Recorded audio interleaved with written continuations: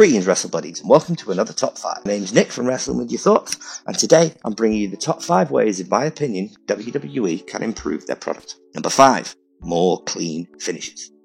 Far too long now, it has become tradition to have screwy finish after screwy finish in WWE. Last year alone, there were more than 100 on television, done in some vain attempt to protect the talent, when in reality it does nothing but lessen the effect of whatever story the wrestlers are attempting to tell in the ring. Whether WWE wants to admit it or not, wins and losses should matter in professional wrestling. Good guys win, bad guys lose. Bad guys win, good guys lose. That's just how wrestling works. Either side can lose without it damaging their credibility, whereas screwy finishes does nothing but crush the credibility of the company as a whole. Clean finishes are more exciting and will forever be the way to go. Number 4, actually care about tag team wrestling. It's been common knowledge for years now that Vince McMahon believes tag teams exist solely to create a single superstar. I'm sorry, but in my opinion, that is total hogwash. For me as a kid, tag wrestling was always more exciting than singles match because you have more opportunities to tell a more intriguing story and have a more exciting match than you do with a single star. Just look at AEW. Just look at how their tag division is presented. They are all treated like legitimate superstars. Not a single one is pushed because of their individual talent. They're pushed because of their effectiveness as a team. From the Young Bucks to FTR to Proud and Powerful, each of these teams are fantastic in their own rights and have proven that they can even be presented as the main event. If WWE would just take tag team wrestling seriously, they could have one of the hottest divisions on the planet. Number 3, reopen that forbidden door. As terrible as the 2022 Royal Rumble really was, the true highlight for me was hearing Hardcore Country blare out over the speakers and watching the Knockouts champ Mickie James strut to the ring and do her stuff. It was fresh, it was exciting, and it was a surprise. Just imagine if that could become a regular occurrence today. Think back to the 90s, when WWE, out of necessity, would work with NWA, ECW, AAA, CMML, and Michinoku Pro Wrestling. It provided genuine surprises and compelling television. Just imagine if we could get Okada versus Reigns, or God forbid, Omega versus Styles in 2022.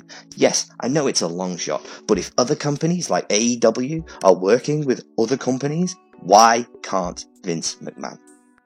It would provide better TV, and oh my god, think of the exciting matches.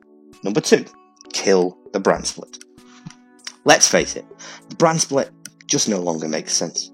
Originally, it was put in place to create a sense of illusionary competition in WWE because they were the only game in town. But the simple fact is, they've now got real competition in the form of AEW. Hell, even Impact is on the rise. New Japan, AAA, there are plenty of other places for wrestlers to ply their trade where they will get just as much exposure as they do in WWE.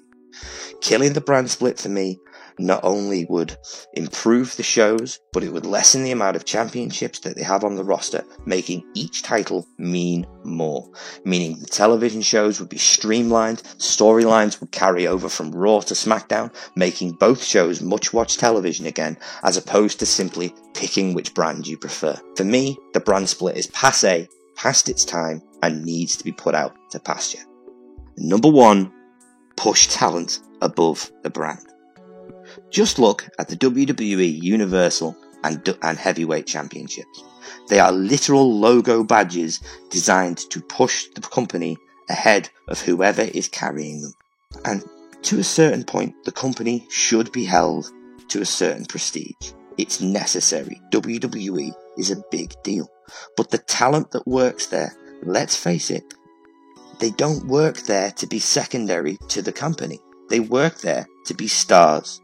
Roman Reigns is a true star, but is he a bigger star as John Cena was? I don't think so. Is he as big a star as Austin or Hogan? No. Yes, there is one thing in common with those 3 names. They are the biggest names that the WWE has ever produced.